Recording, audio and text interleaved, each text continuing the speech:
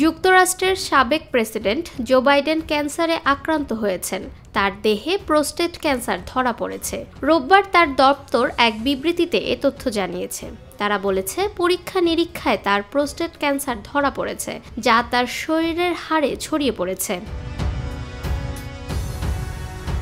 বিবৃতিতে জো বাইডেনের দপ্তর ক্যান্সার শনাক্ত হওয়ার ব্যাপারে বিস্তারিত জানিয়ে বলেছে, গত সপ্তাহে পরীক্ষা নিরীক্ষায় তার প্রোস্টেটে একটি নতুন গুটি ধরা পড়ে। পরে শুক্রবার চিকিৎসকরা নিশ্চিত করেন তিনি প্রোস্টেট ক্যান্সারে আক্রান্ত। ক্যান্সারটি বেশ আক্রমণাত্মক, যার গ্লিসন স্কোর 9 এবং এটি হাড় পর্যন্ত ছড়িয়ে পড়েছে। তবে আশার কথা হলো, ক্যান্সারটি হরমোন সংবেদনশীল হওয়ায় এর চিকিৎসা সম্ভব। প্রেসিডেন্ট এবং তার পরিবার চিকিৎসকদের সঙ্গে বসে বিভিন্ন চিকিৎসা পদ্ধতি নিয়ে আলোচনা করছেন। ফাহমিদা বিনতে আনোয়ার, নিরপেক্ষ নিউজ ডেস্ক।